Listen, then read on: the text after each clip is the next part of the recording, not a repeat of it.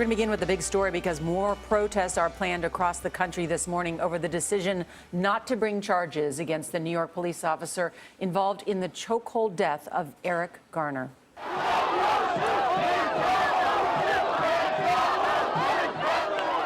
Protesters poured into New York City streets after Wednesday's grand jury decision. Rallies were mostly peaceful. At one point, about 1,000 demonstrators clogged the Brooklyn Bridge. Police let them cross, but arrested people who would not move. This case started back in July when police tried to arrest 43-year-old Eric Garner.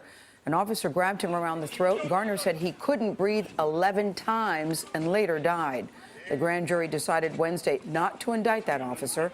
Michelle Miller is in Midtown Manhattan, the scene of many of last night's protests. Michelle, good morning. Good morning. Well, the NYPD made dozens of arrests in a night that was mostly peaceful, but all across this city, protesters shouted those three words that are now synonymous with the takedown and death of Eric Garner. I can't breathe. I can't breathe. I can't breathe. The last words of Eric Garner have become the rally cry. It's not about black or white, it's about life or death. The grand jury's decision not to indict an officer in the death of the Staten Island man sent thousands of protesters into the streets of New York's 5 boroughs last night.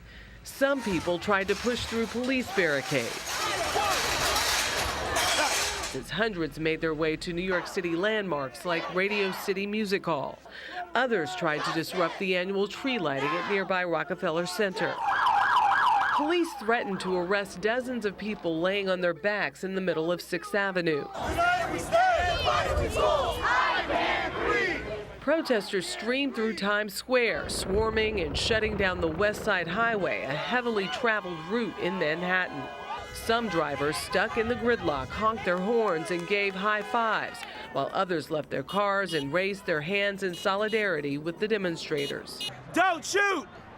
Don't shoot!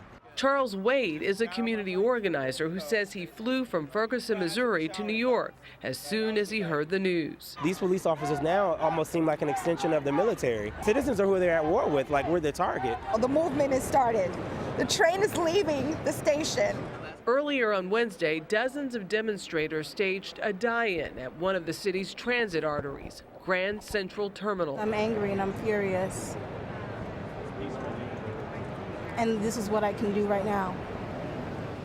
New York City gridlock can be crippling any day of the week, but last night protests blocked some of the major arteries throughout this city, including one of the entrances to the Lincoln Tunnel, choking off traffic to New Jersey. Jeff? Michelle, thank you very much.